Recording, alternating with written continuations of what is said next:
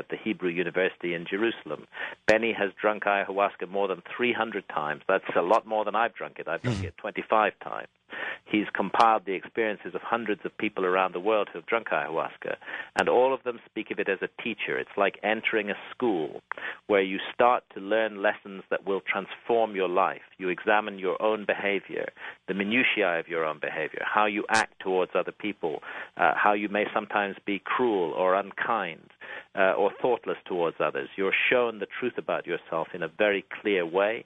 And you're given the opportunity to change yourself. And if you don't change yourself, the next time you drink ayahuasca, you will be shown those truths again, very clearly and very painfully. And this has happened to me again and again in my ayahuasca experiences. And I like to think, although it's a difficult process to change a lifetime of bad habits, that ayahuasca has set me on a journey to improve myself, to make me a better person, to make me more loving and caring towards my fellow human beings, and which has greatly heightened my sense of the environment, of what is happening to the earth today, of the horror that is being unleashed in the Amazon.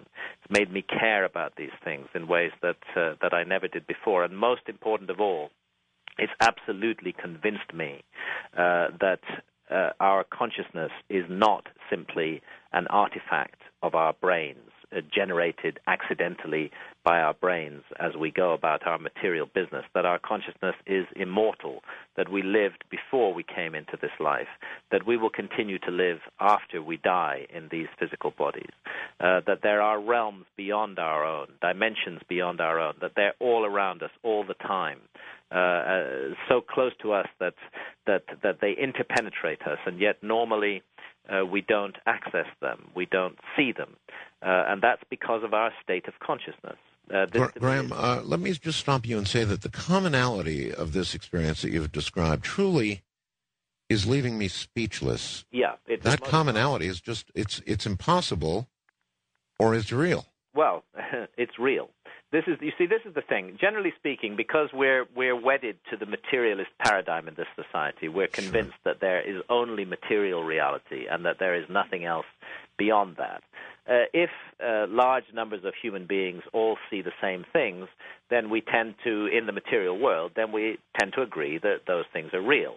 But our society and our scientists tell us that so-called hallucinations, so-called visions, are not real, that these are just figments of our imagination, the result of disturbed brain chemistry, that we're sort of cooking up this imagery in our own mind. Now, if the conventional theories of hallucinations were correct, then everybody would see different things in altered states of consciousness. They would not see the same things, but astonishingly and stunningly, it doesn't matter where you come from, what your cultural background is, what your personal biography is. It doesn't matter if you come from the jungle or from the city.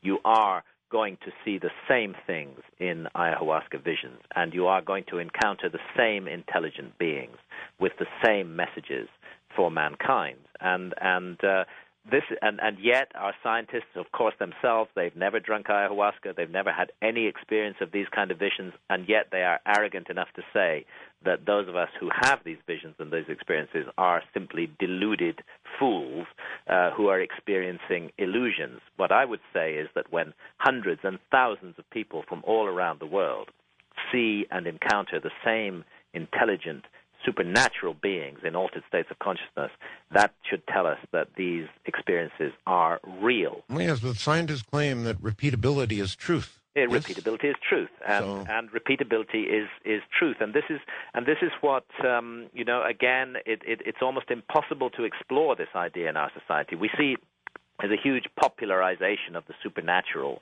on the media, on television. It's the subject of so many cheap and trashy TV shows, and people try to invent machines, so-called ghost meters and such, in order to contact the supernatural realm. But I think that they will never succeed in doing so by those techniques. That contact with the supernatural is a matter of our state of consciousness. And when we are in the alert problem-solving mode of consciousness, which I think probably represents only about 1% of the potential of our consciousness. But that is the mode that our society wants us to focus our entire energies upon. We are never going to contact these other realms and beings. If we wish to do so, we must alter our state of consciousness. And this is why these ancient and sacred plants, the plant hallucinogens, may in fact turn out to be the single most effective method for repeatedly and almost in a scientific manner exploring that realm of experience that we call the paranormal and the supernatural, that you can, in a targeted way, enter and return from these other realms again and again and again and pursue your inquiries and contacts and discussions with the beings that live in them. Yes, but do you understand how our society, presently constructed, must regard such an experience and a resulting change in attitudes as its enemy? Well, the powers that be in our society must regard it as its enemy. Yes. And those powers that be include the organized religions, of course. They are part of the network of control that keeps us suppressed, that prevents us from realizing our true potential. We don't need organized religions if we as individuals can contact the supernatural realms directly. We do not need the rabbis and the priests and the mullahs to stand as intermediaries between us and the supernatural realm. We can reach those realms by ourselves, as shamans in tribal and hunter-gatherers still consistently do to this day in the Amazon, in the South Africa, for example. We also can do that. We all have this potential as human beings. It is our birthright, and certain plants have co-evolved with us over millions of years to allow us to exercise that birthright. And yet it is seen as a threat by the organized religions. It's seen as a threat by the politicians who are supposed to be our servants, but who arrogantly presume to be our rulers and masters.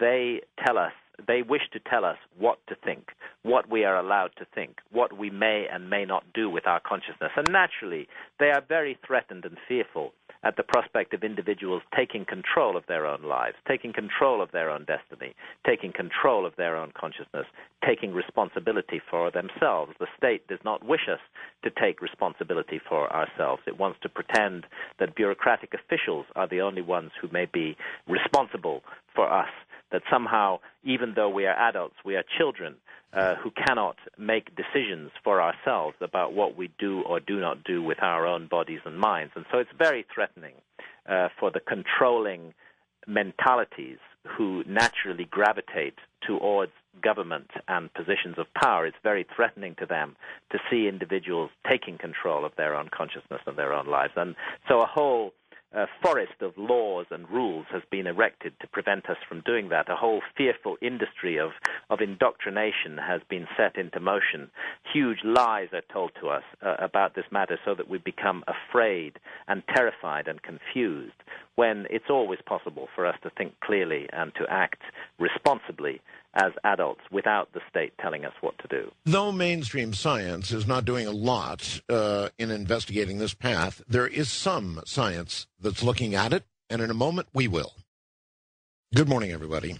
You're really on a ride this morning. Graham Hancock is my guest. I can assure you, if you live long enough, you'll begin to reflect on some of the things that Graham suggested, that DMT or LSD or ayahuasca or whatever will cause you to reflect very hard on, without perhaps the message from, I don't know, the female he spoke about, or perhaps more ominously, the snakes. At any rate, you'll begin to reflect on those things and your life if you live long enough. Apparently, such drugs give you insight into your own behavior to this point in your life, and that which you will change if you live long enough or apparently use one of these. In a moment, the scientific point of view, limited although it may be, Dr. Rick Strassman and others have done some research into these drugs, and we'll get to it in a moment.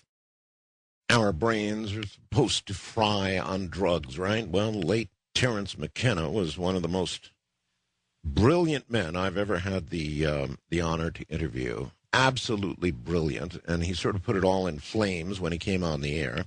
Every time he came on the air, he talked of DMT. He exhibited brilliance above and beyond just about anything we've ever heard on the air. Graham, I wonder if you knew him. Sadly, for me, no. I never did know Terence, the late, great Terence McKenna. I never did know him personally. I realized that our work crossed each other at a number of points, intersected at